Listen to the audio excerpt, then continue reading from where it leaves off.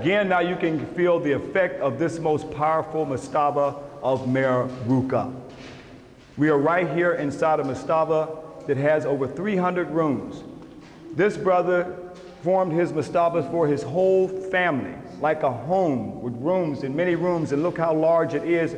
And we're talking about during the old kingdom.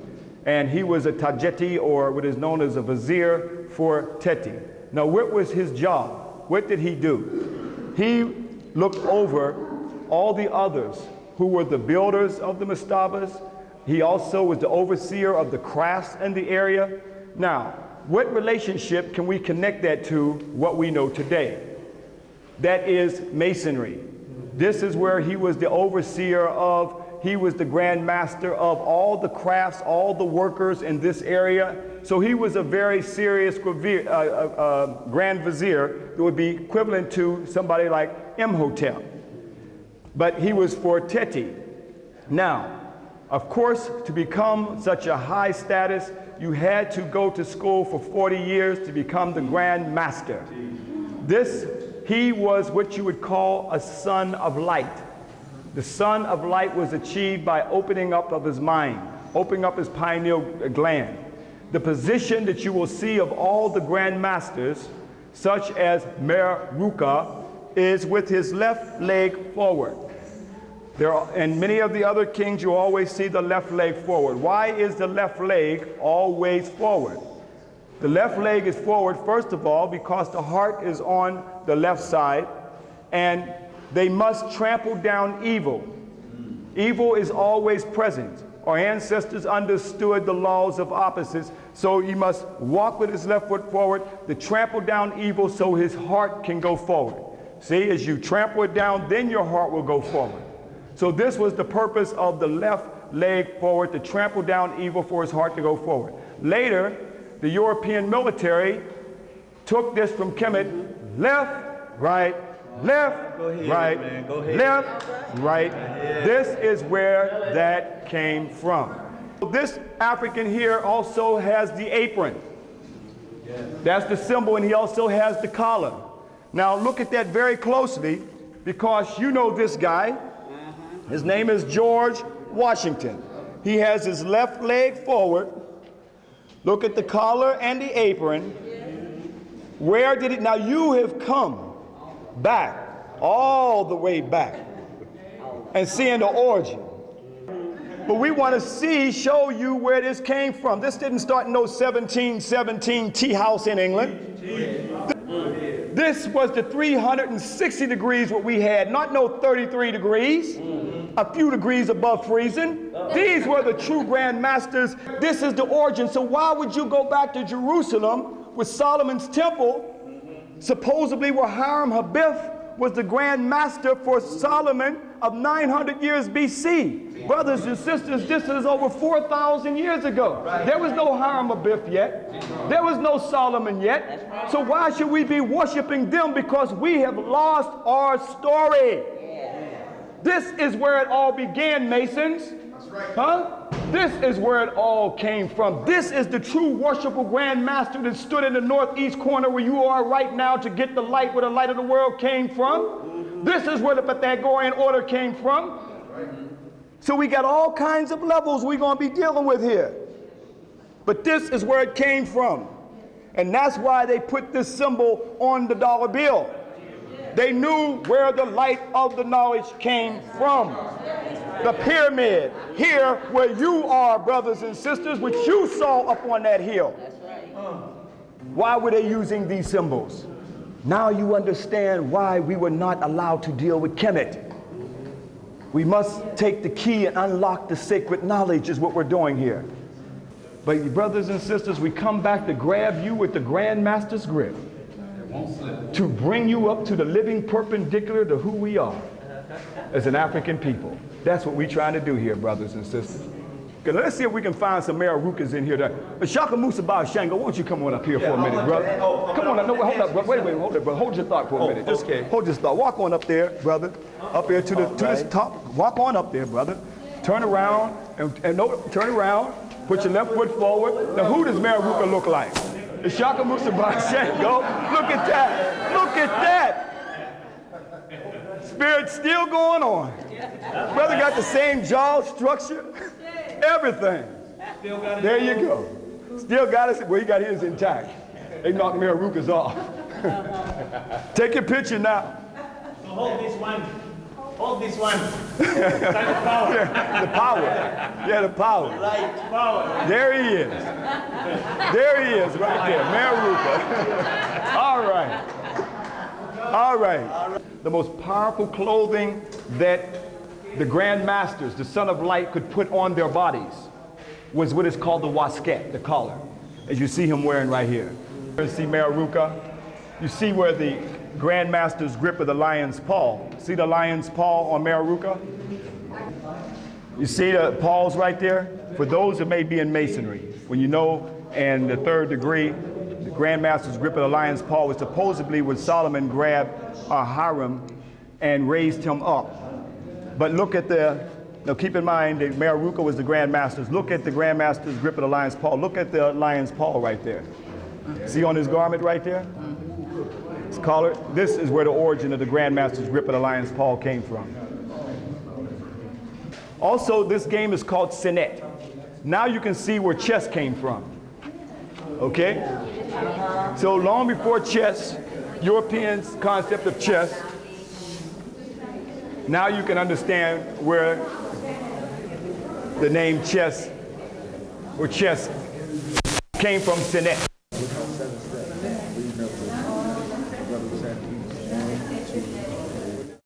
Mayor Ruka of the 6th dynastic period over 4,000 years ago. But look at this. You see him with the collar and the apron because he was truly the grand master of his time. Now you can understand where George Washington with his left foot forward, the apron and the collar is all coming from you, Brother Mason. Coming from you. But yet you know the secret. Tell me about Mayor Ruka then. Tell me about Imhotep. Tell me about Amenhotep, son of Apu. Tell me about May. We had this thousands of years of knowledge, Brother Mason. I don't mean nothing disrespect, but we must open up to who we are unless we stay eternal slaves. Let's go back to the craft of Amun-Ra. Let's go back to the Grand Masters who taught for thousands of years. Got your African architect of the present day Masons, like in St. Louis. Here you can see they got the step pyramid from Saqqara of Imhotep, of the African architect Masons, as they said in their Freemasonry magazine. Let's go after this, even the lotus columns and everything. Even if you were to go inside of white folks' Western Freemasonry, here they talk about the 1st degree, 2nd degree, 3rd degree of entering apprentice, and the 3rd degree is the Blue Lodge, and the Blue Lodge is supposed to be the Grand Master. How can you be a Grand Master in the 3rd degree? Our ancestors said you went to school for 40 years to become a son of light, of 360 degrees of a Grand Master. And now they're going to say 3rd degree, and then they're going to have all these white folks on here. Imhotep's not on here. You got the Scottish Rite Order, and then also the York Rite Order, and the Scottish Rite, York Rite, and the Royal Arch Rite and Knights Templars make up what they call the 33rd degree. But nothing is on here about Imhotep, Amenhotep, the son of Hapu, May, Penra, African Grand Masters who lived thousands of years before white folks' Western Freemasonry. But at the same time, the daughters of the Nile and the Shriners, they use everything of Africa to make up their structure of Freemasonry, but don't give credit to where they stole it from. They got an order in the 13th degree called the Royal Arch Order of Solomon. But that Royal Arch Order, brothers and sisters, can be found right there in the Kemetic Nile Valley. The archers and Medina Habu to Ursa Ma'at Ra Septepen Ra, as I'm standing in a position called the Ka Nisi Yamsu. That means that we must walk with our left legs forward to trample down white supremacy for our spirits to go forward. So that is called the Ka Nisi Yamsu. On the Het Cheteru, you see our ancestors carved over 3,000 years ago in the Ka Nisi Yamsu to trample down evil for the heart to go forward. That's what we as black men have got to walk in the Ka Nisi Yamsu to trample down white supremacy for our spirits to go forward. Look at the Ka Nisi Yamsu and see that their sketch of the grand hailing sign is based off of your Ka Nisi Yamsu. This is the Africa. You got it carved in stone over 3,000 years ago. What makes their sketch more sacred than what you have? They still have their initiation in the Western secret society with the left foot forward. Walk to trample down evil for the heart to go forward. This is their military training. Left, right, training the Marines in initiation into the secret society. Taken from who? The African Grand Masters like Ursa Ma'at Ra, Septepen Ra, walking in the left leg forward called the Ka Nisiem Su. This is where they copied it from your African Grand Masters. Look at this. This is the whole secret society right here. This is the secret, your ancestral knowledge. So again, right here, brothers and sisters, you can see where the whole concept of the Trinity came from, where you see Men Kepera, or Thutmose III, that you see right here in the middle. And then you see Amen on one side, and Mut has been chiseled out. But this is where the Coptics came in and tried to make a cross to make you think this has something to do with Christianity. Where the concept of the Trinity was right here in the temple of Amen. And tell me what the Trinity of Amen was. Amen, Mut, and Khonsu. So here they cut them out to make you think this is in fact the cross. So if the temples were supposed to be so pagan and so heathen, as they tell us, then why would they use it as a church? And why would they copy many of the concepts from the Medu Neter, many of the stories of ancient Kemet, and then take the symbolisms to try to make it look like it has something to do with Christianity?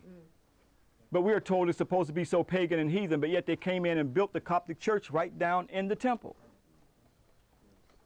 Because this is the beginning and the foundation of spirituality until it was changed over to a Western concept of religion.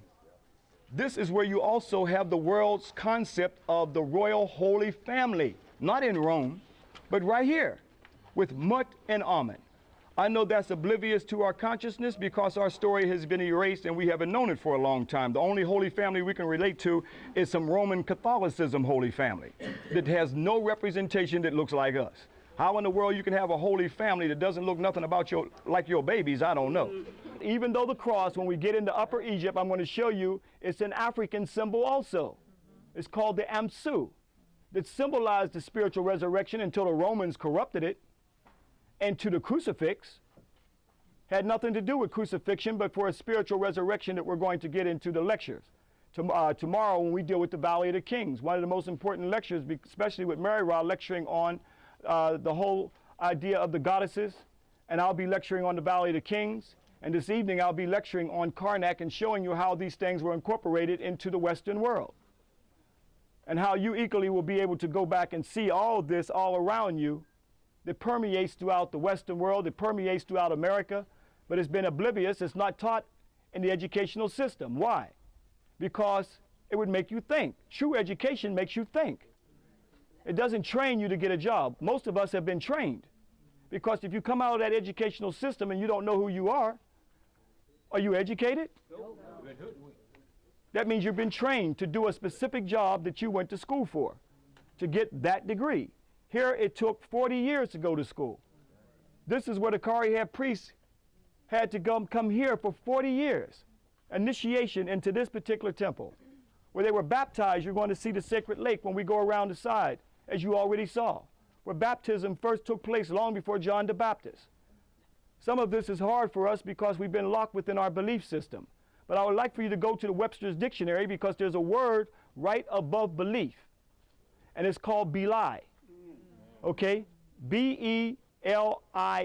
They just took the F off of it, but below is belief. So when you study etymology and the roots of words, right above belief is belie, it means to distort, to misrepresent. Okay? To distort and misrepresent. So that's what you got, is a distortion and a misrepresentation in your belief. But this is about knowing. As our ancestors said in the Tahuti text, seek and ye shall find. And once you find that truth, know that truth, because it is that truth that will set us free where it ended up in John. For you to know thyself. Hotep. Hotep. Serious documentation. And you're on the front line. You're the soldiers out here. You're out here in the field doing field work. So you see how massive this temple is now. Right now we're in the shrine of Makari Hatshepsut. She was the queen pharaoh of the 18th dynastic period who ruled ancient Kemet, who protected ancient Kemet during her time. You're going to see her funerary temple day after tomorrow, just to see how serious a sister that she is. Although some who did not respect the sister, now some say it was Thutmose III. We have no record of that, but if we look back and see that it may be others who may not appreciated her and chiseled her out. But you see the ankhs representing baptism. This is where the concept of baptism came from. So you see the ankhs where she's been baptized by Haru and also by Tahuti, showing the earliest concept of baptism right here of Makari Hatshepsut, a serious sister during the 18th dynastic period who protected Egypt during her time as well as ruled the throne of all of Kemet. Now we're going to come down here a little bit. Mem is a form of Amen. Now you can of Mem, showing that circumcision was already known by African people long before Abraham. We are told that Abraham started circumcision where he circumcised his son Isaac. If you be a Jewish or Christian, Judeo-Christian background, if Muslim, it was Ishmael. But circumcision was known in Africa thousands of years before Abraham. And even if you look at the old Greek freaks, you got a lot of problems today. You see, so clearly you can see this again in ancient Kemet coming out from the navel. Now, do you see the X on Mem? Again, showing his arms straight up, showing resurrection. So symbolically saying resurrect from the dead, giving life and resurrection. So they represent resurrect. Now let's get into this a little deeper. So our ancestors had no problem showing the earliest concept of resurrection, showing Osiris or Asaru, the first black god resurrecting from the dead 4,100 years BC.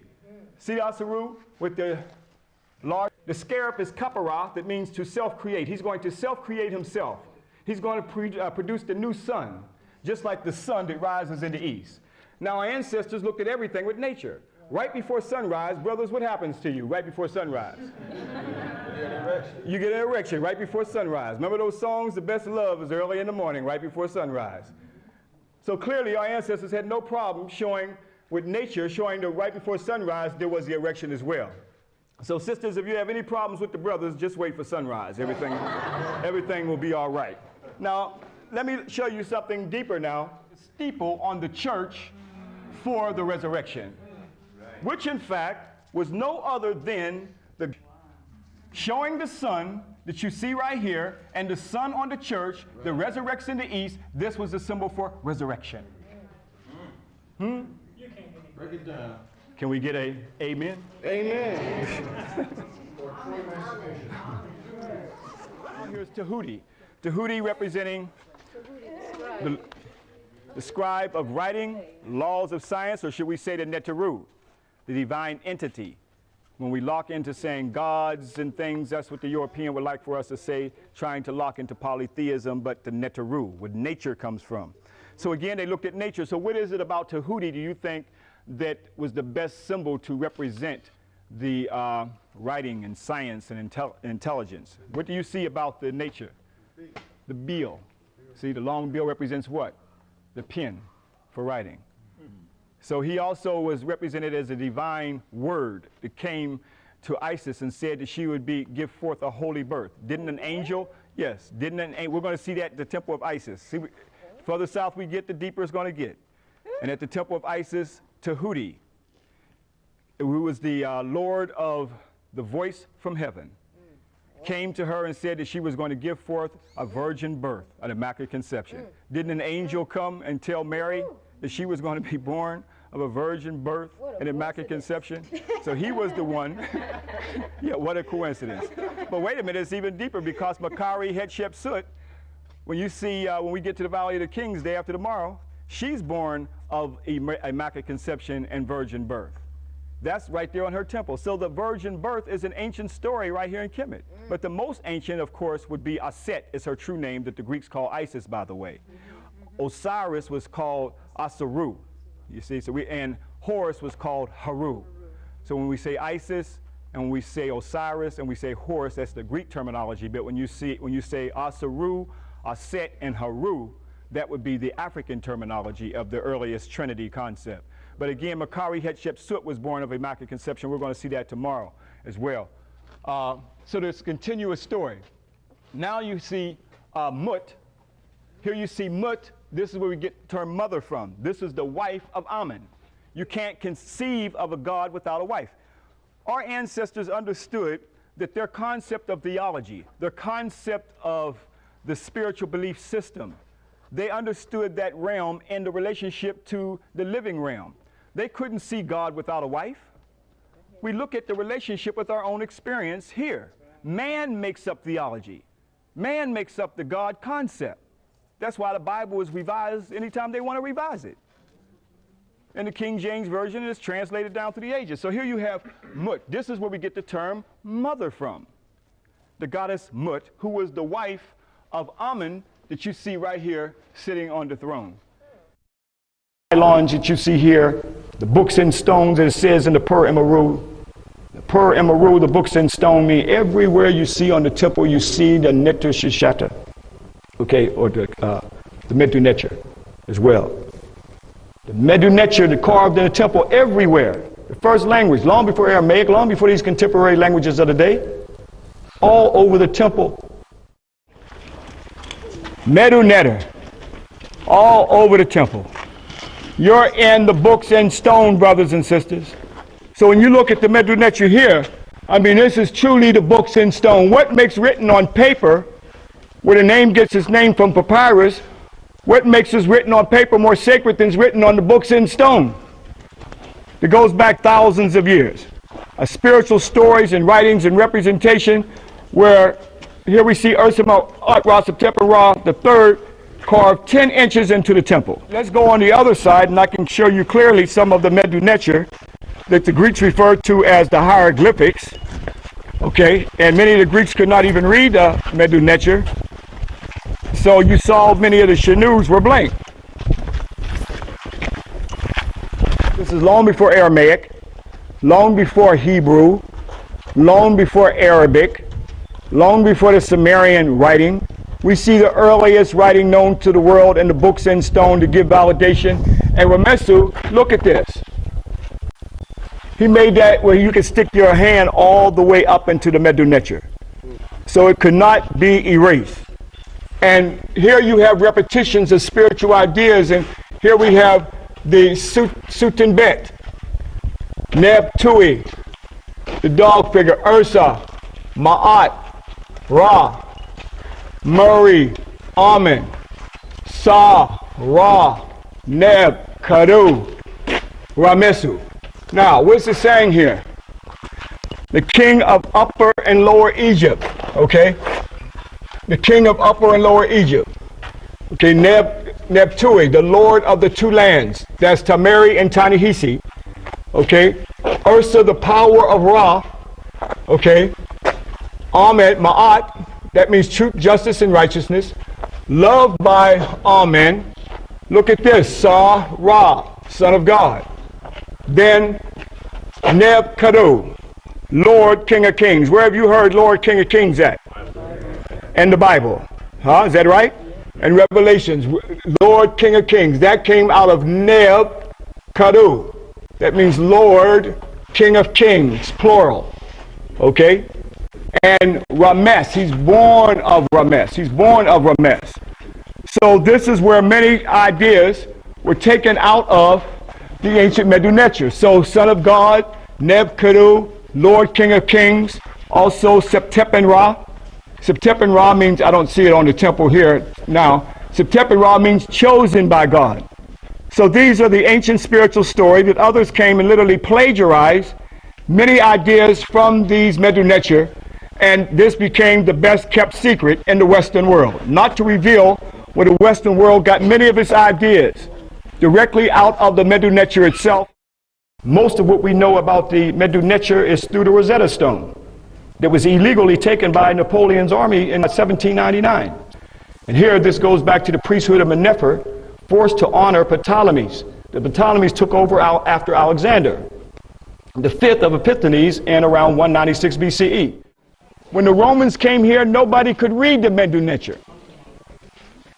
That's why some of the Shanus are blank, that the Karihabs didn't acknowledge these Greeks on the throne like the Ptolemies. And how did they break some of the code? They have not been able to decipher all of the Medu Neter. They have been able to decipher some of it, but it had an esoteric and exoteric interpretation. So Champollion, when Napoleon's army came here, they stole a stone called a Rosetta Stone, and it dealt it in a place called Rosetta. And they took that stone back to Europe, and they started to study this stone. What is this message? What are they saying on these temples? As you see, the Medu Neter is everywhere, so it was a mystery.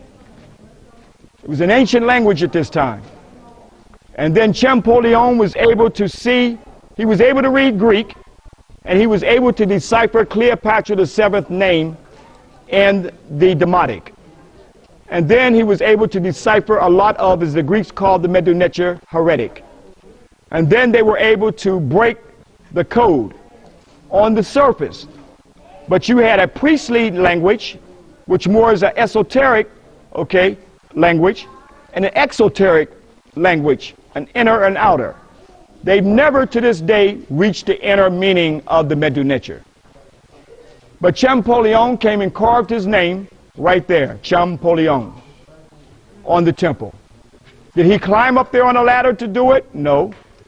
At that time, when they came in here, these temples were covered in sand, so it was probably at a distance about right here that he was able to write it. That's why when you look up at the temples, in many cases, when you see names up there, that's because the dirt was up that high. You saw the lecture, they only dug these temples out in the turn of the century. Just a couple more things before we move. Keep in mind, when you say Egyptology, that's connected to white supremacy and the colonial period of Egypt. That's what Egyptology is. They literally cut out a piece of Africa and called it Egyptology. If we call it anything, we should call it chematology or Africanology. But Egyptology is equated with white supremacy and colonialism. Also, that before Champollion, there was a Jesuit priest who came through here named Adnapius Keshner. Adnapius Keshner, who was a Jesuit priest, was the one who tried to decipher the Medu Neter. And some have called Champollion the father of deciphering the Medu Neter. But I don't think that Adnapius Keshner, Champollion, or Thomas Young, I don't think none of them deciphered the deep meaning of the Medu Neter. The Medu Neter, the hieroglyphics, you see at the top, then we have Demotic, and then we have Greek. Well, Thomas Young and Champollion, they could read Greek, and they were able to decipher Cleopatra's name in the Demotic. That's how they were able to decipher some of the Medu Neter, but not all of it, because it had esoteric as well as exoteric interpretation. So there was some for the priestly writing, which was the deep Medu Neter that the Greeks called the hieroglyphics, and other spiritual systems. But when the French came in, Napoleon brought all his scientists here to Egypt. This was fascinating to see this. It was unknown. By the time the Roman time was over, nobody could read the Medu Neter, even during the Roman times. To see this, it was unknown. The temples were under the sand. So when you go into the temple, it did not always look like that. But they came in many cases plundered, took reliefs and so forth that you see in the British Museum, you see it in the Louvre, you see it in New York City. Many cases, these reliefs have been chiseled out. You have to go to Europe to see them. This is important right here because it gives you an idea of how many Europeans came through here and chiseled out a lot of the Medu Neter, the world's first language. This is long before Aramaic, long before Hebrew, long before Arabic. Here we see the Medu Neter, the sacred language of God, and how the extent that they have gone through chiseling out pieces. In many cases, you have to go to European museums to see the ancient Medu Neter. If you look at these columns, look at the columns there, just pretty much erased bare. There was Medu Neter all over the columns, like you see the column right over here. You see Medu Neter is still up there. But these here have totally been erased, totally wiped out. How long will this go on? When we go through our awakening, will the sacred language and messages still be on these ancient temples for us to read? Where the spiritual The African Kemetic spiritual stories were told for thousands of years. So this is still going on. So when you see all these columns here that erase like they are, this is, in many cases, you got to go into those museums and you'll see big walls of rugged reliefs of Medu Neter everywhere. And where did it come from? It came from right here where they came in and chiseled it out. Or during the time when they came through here and these temples were wide open and Muhammad Ali was doing everything to sell off the treasures and dismantling temples and so forth. This has been an ongoing process, has been done. And to show you how sad it is, see over there, the Medu Neter straight in the back. Now look how they actually took the reliefs off. So is that how it's going to look on the temple in the future? See how they took and made a sketch of what used to be there? See the arcs over there? So they sketched in what they literally took out. Look at the top where they sketched in where the men are walking with the left leg forward. You see the falcon up there of Haru, and he's holding in his talons the Shin symbol. That Shin symbol to the far left, that represents eternity. They're actually taking off the Medu Neter and now sketching in what actually has been taken. This whole temple may end up like that, with a sketch of what originally the Medu Neter actually existed. So are they eventually going to sketch out what's left and take off all the rest? That's a question that's got to be asked here. Will we come through here one day and all we will see are the black linings of the sketch that used to be, of Mutt and all the others? So even as far back in the 80s, I've seen where many of the reliefs have literally been taken off. When I'm in England, I see a lot of these Medu Neter. You go to Metropolitan New York, you see it. In many cases, a lot of people are going to Europe to see Egypt now. A lot of people are not studying Egypt here. They're studying Egypt in schools in Europe and America for what they took from here. And this is sad. Egypt has gone through a whole thing trying to get a lot of the stuff that was stolen from Egypt back. And Mary Ra witnessed when she was in the Cairo Museum the repatriation of some of the pieces, some small little pieces that England returned back to Egypt. There were little tiny pieces in the corner, and she said there was a little sign there of the repatriation. Metropolitan. Oh, it came from the Metropolitan? Yeah, so the Metropolitan Museum turned some little pieces. All those pieces they got in the Metropolitan Museum?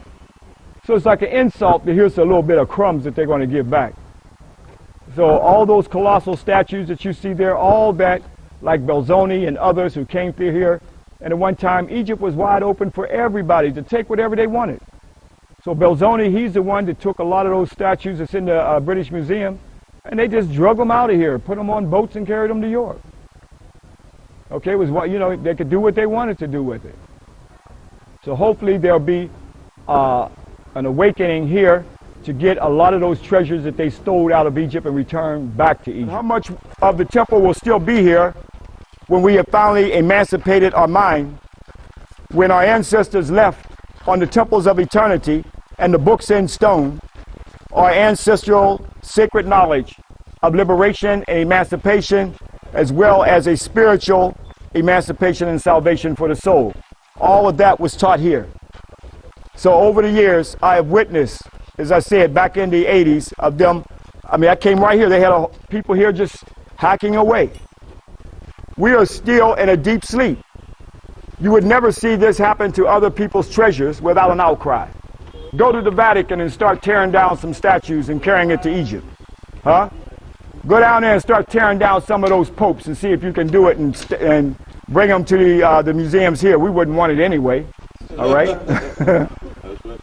Go dig up old George and dig up King James, all right? But they dig up our ancestors. They tear off the relief, desecrates the temple. All these things have been done over the millenniums and plunderers who have come through here. But even now, it still blows our mind, but you have to keep in mind you're looking at the skeletal remains. And the skeletal remains blows your mind, and nothing equals this in the world. I mean, you go to the Parthenon, it cannot even match this temple, and you're in the baby temple. For many years, I have seen the plaster that was put over Amenhotep III, and this was done by the Byzantine Roman Christians. They even built a chapel down inside here where they actually used the temple for a church.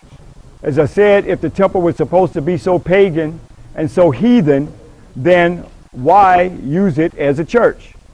And also, you can see some of the plaster still here, where at one time this plaster covered up Amenhotep III, divine birth, okay, from his mother, from his spiritual mother, Mut. Even though his physical mother is Matanwea, but his spiritual mother is Mut, and his spiritual father is Amen. This is an early Immaculate Conception and Resurrection story going back over 3,000 years ago of the 18th dynasty. This is long before the Immaculate Conception story that we know in Rome or the Byzantine Christians. But also, this plaster was all over there. This was the Romans put their face here. They repainted this to bring out the Byzantine Roman Christian images. They had nothing to do with this. When this temple was built, there was no Rome, there was no Greece, there was no Byzantine Christians at this time. So they actually plastered, originally, the Byzantine Romans plastered over all of this. But this plaster is slowly taken off, where we can see now Amenhotep III of the 18th dynasty and his divine birth from his spiritual mother, Mut, and the Immaculate Conception taking place. And you can see the plaster is now taken off and trying to restore it to its original place, but at the same time, the images of the Byzantine Roman Christians are still up there. And then the demonizing and vilifying, when many Europeans came through here from the time of the Romans, desecrating the ancient temple. Originally, these temples were colored, beautiful colors. I mean, what you're looking at now is in ruins over 3,000 years. It did not look like this as you see it today, but it kind of gave you an idea of nature. Now look at the top, and you can see in 1820 where a Tatalino, okay, where they carved their names. Did they climb up there and do that? No. See over there in the corner, you see that from the left, the second column from the left, on the left, at the top. Can you see it? 1820. See, no, they didn't climb up. They didn't climb up there. The temple was under the sand. The temple was under the dirt. They only dug the temple out to make tourist dollars. But originally, this temple was covered all the way up to that area there, and that's how they enabled them to carve their names, putting graffiti and names like that you'll see continuously when you travel through many of the other temples that we're going to go through. You're looking at the books in stone. When you come into the temple, there's so much to see. Brothers and sisters will be walking through the temple, and there's so many things I want to point out. We can't point out everything. We're going to highlight as much as we can as we walk. It's at the school of Amen, Ipit Rasut, or Ipit Asut, and other temples where the priests also baptized the initiates once they finished 40 years. This is long before John the Baptist. Now, this temple called Karnak today, or Ipit Asut, as our ancestors called it, going into this temple, as I said, these are temples or books in stone. The pylons are pages of history telling of our story. But as you go into the temple, you see the ram symbolized as Amen. That was the Zoot type as Amen. Now, we see Ursa Ma'at Ra, Septepan Ra Ramesu Ramari Amen, a little practice you can say it too. Here we see that was his throne name, as they call Ramsey from Ramesu, is now under the ram, symbolized as Amen. 2,000 years ago, our ancestors worshiped Amen, and his symbol was the ram because the sun was in the constellation of Aries. I show this because let's go to Christian art, and you see the ram in the European Roman Christian art. Why is that ram in their Christian art? Because they were deifying and worshiping Amen. Is this animal worship here? If they have the animal ram represented as Amen in their art, and it's not animal worship, why they come into Kemet and say animal worship and pagan and heathen and polytheism and all these other type of negative terms? Let's look at this. When you also go and look at and see the ram or the lamb over, as you see a Roman character of a Jesus here, it looks like. But when you look at that figure with the ram or the lamb over the shoulders, was taken from Kemet when I showed you when the ram or the lamb in ancient Kemet, where the king became one with Amen and the Zoot type was the ram. But let's go over 4,000 years ago to the tomb of Mayor Ruka. The tomb of Mayor Ruka of the 6th dynasty over 4,000 years ago, that existed thousands of years ago on your reliefs in the books in stone with the ram or the lamb around his head long before the Roman art. There's a couple reliefs that I want to point out to you just to evoke some thought, because a lot of things I'm going to do is to evoke some thought, to give you some ideas, concepts that were here long before the Western world was even in existence. Mayor Ruka, Mastaba of Mayor Ruka, and this is Teddy. And Mayor Ruka is the Grand Vizier, or the Tajeti for Teti. All right? So that's very important. So I'm going to show you, yeah, the Tajeti. He's a Tajeti. That means Vizier for Teti. Okay. We'll leave an opening in case people have to walk through there. I'm going to show you here, as you see the priest with the ram around his neck. But when we look at Leonardo da Vinci's artwork, you see Leonardo da Vinci's artwork with the lamb or ram around his neck. You can see where the origin of that came from. But this is carved in Mayor Ruka's tomb over 4,000 years ago, long before Leonardo da Vinci's European image of the Jesus that you see right here. But even when you look at the European Jesus, let's go see where Leonardo da Vinci copied his European Jesus from. This is one of the oldest pictures I've found of Jesus, and it's in England with the lamb or ram around his shoulders. As you see with this relief, goes back over 4,000 years ago, where you are now in Mayor Ruka's tomb, to see that this was an ancient spiritual concept. These were the priests who went to school for 40 years. So you see this as ancient African origin of the lamb and the ram that's equated with European Christianity and also with the Christ. But they never show you this. I can't say use the word Jesus because that's Greek, but I would have to use the African Hebrew word, and that's Yeshua that you see right here. But the emphasis I want to put on the fact that this is carved in stone, brothers and sisters, thousands of years ago, that ends up in Western European Christianity today. But here's the black man that they never show you, that Leonardo da Vinci copied it directly from African people, that it was thousands of years before Leonardo da Vinci. You see it on the temples of Africa. This is one of the sculptures of Europeans of Jesus as a good shepherd with the lamb around his head. But when I went to England to the museum, the brother saw me with all the equipment, and he said, "Brother, what are you all about?" I said, "I'm here to document our story. You got anything in here?" He said, "I'll help you out." He took me in the back room where the tourists don't go. And you know what he showed me? Where they copied it from right here. Wow. Oh, yes, brothers and sisters, huh? It's time for the liberation of your mind now. Huh? This is what they got locked up in the museum in England right now today, showing the true African Jesus right here, where the Europeans copied from this one to make their version of it right here. Even Reverend Bar Shango said that Jesus was from the tribe of the Black Panthers. I noticed that there was a Black Panther down by his legs. Huh? Well, I like how y'all did that lean at the same time.